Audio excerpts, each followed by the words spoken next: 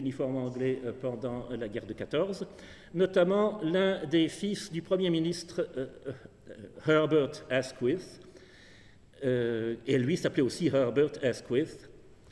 Lui, il en est ressorti. Après, il a une plaque commémorative à son nom, ou au nom de son régiment. Non, pardon, le fils est mort au combat. Attendez, je dis une bêtise. Il a un frère aîné qui est mort à ses côtés au combat en septembre 1916, mais lui a survécu. Ça s'appelle « Après le marmitage », et là aussi, ça rime et ça passe. Ça grouille, ça monte et ça descend, ras des villes autant que ras des champs. Les tignasses télégraphiques des poteaux sont figées dans un air sans écho. Sur des rails tordus, lascives, s'offre, roues écartées, une locomotive. Le village des canamas de poussière, ça grouille, ça monte et ça descend, ras des villes autant que ras des champs. Un crâne éjecté du proche cimetière bâille dans les herbes. Un papillon, tout neuf dans son azur irisé, s'ouvre au monde dans la rosée parmi les fleurs. Avons-nous perdu la raison? De quel dieu sommes-nous les pantins pour jouer à ça au printemps ou matin? Sur une corniche défoncée creusée d'entonnoirs, un coquelicot se donne à voir. Jeunes et belles, des perles d'eau s'attardent sur l'escalier de l'araignée. Des arcs-en-ciel jusqu'ici épargnés, de pouce en pouce font le gros dos. Araignée chez elle, logis de l'homme détruit. Les voies sont impénétrables de celui qui ne protège ici d'autres sanctuaires que le temple où tissent les pères.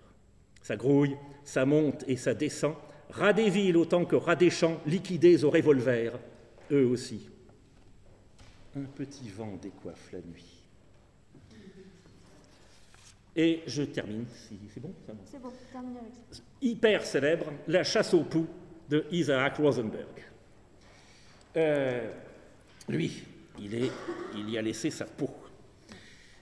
Alors, ces deux textes sont parus en Angleterre dans un petit livre que j'ai appelé Poète, en traduction, Poète des temps de guerre, parce qu'il y a aussi des gens de la Seconde Guerre mondiale et qui est vendu là aussi sur les lieux de débarquement, dans les musées et autres boutiques des différents mémoriaux, etc., sur le front de la Somme et sur le front du débarquement normand.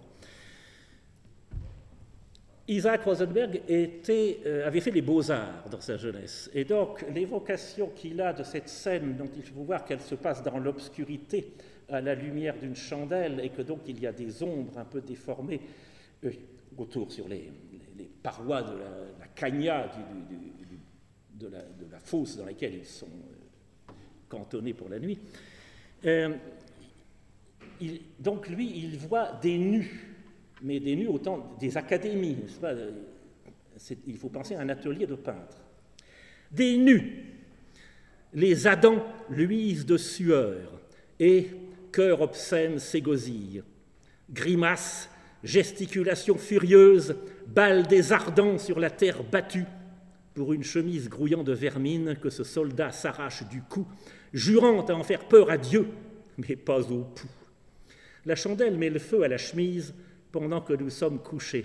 Nous voilà tous debout à poil, à pourchasser la gent parasite. Et bientôt, dans la carrée se déchaîne une sarabande d'énergumènes. Voyez ces silhouettes béantes, voyez ces ombres qui baragouinent dans la mêlée des bras sur les parois. Qu'ils reposent en paix.